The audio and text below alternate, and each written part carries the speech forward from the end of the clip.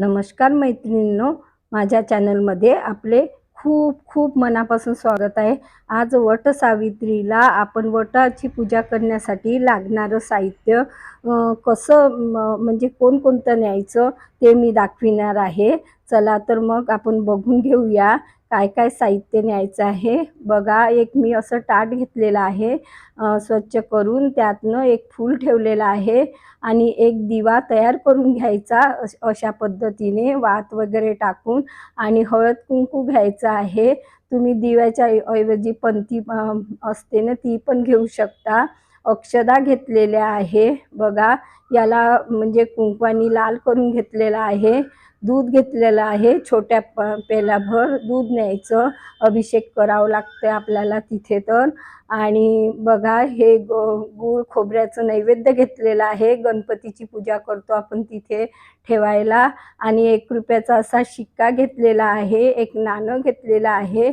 आणि तिथे ना वटाजवळ आपल्याला असं नैवेद्य ठेवायचं आहे, तर मी शेंगदाणे भाजून त्याचं बारीक करून घेतलं, त्यातनं म्हणजे साखर घालून हे नैवेद्य न्यायचं आहे। आणि कापूर घेतलेला आहे, कापूर आणि सर्व हे पूजेचं साहित्य सगळं आठवणीने घ्यायचं आहे। पाण्याचा विडा घ्यायचा आहे, 1 रुपयाचं नाणं ठेवायचं, त्यावरनं एक सुपारी ठेवायची आहे।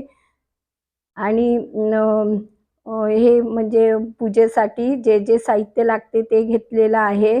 बघा, मी एक बदाम, हळकुंड आणि खारक घेतलेली आहे, एक सुपारी घेतलेली आहे। हे एक एक घेतलेलं आहे, हेही आपल्याला पूजेला न्यायचं आहे। अगरबत्ती घेतलेली आहे, आरती तयार करून घ्यायची आहे या पद्धतीने। आणि हा असा आपल्याला पांढरा धागा न्यायचा आहे। आपण वटाला प्रदक्षिणा मारतो ना, त्यावेळेला तो 7 वेळा 5 वेळा गुंडाळायचा आहे। आणि हे मी वस्त्र बनवून घेतलेलं आहे कापसाचं, ते न्यायचं आहे। आणि असं कापडाचंही वस्त्र छोटंसं न्यायचं आहे, हेही आपल्याला वटाला लावायचं आहे। आणि बघा, माचीस अवश्य न्या, कारण की पूजेला जाताना आपण माचीसच म्हणजे अगरबत्ती ही विसरतो, तर ही म्हणजे सॉरी आपली आगपेटी विसरतो। आणि असं हे सावित्री मातासाठी मी ब्लाऊज पीस आणि शृंगाराचं सामान घेतलेलं आहे। बघा, हे पूर्ण साहित्य असतं। फुलं घेतलेले आहे आणि हार घेतलेला आहे, हारही न्यायचा आहे।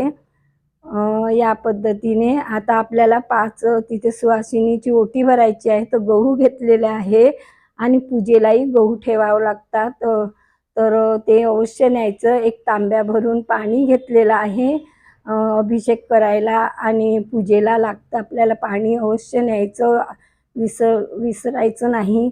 आणि बघा, मी इथे 6 आंबे असे घेतलेले आहे, त्यांना न असं 5 वेळा असा धागा गुंडाळून घेतलेला आहे।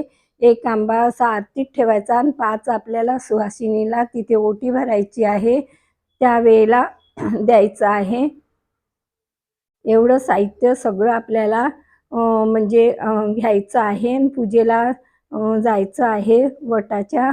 तर या पद्धतीने मी सर्व साहित्य घेतलेलं आहे। बघा, पूर्ण साहित्य घेऊन आपल्याला पूजेला जायचं आहे।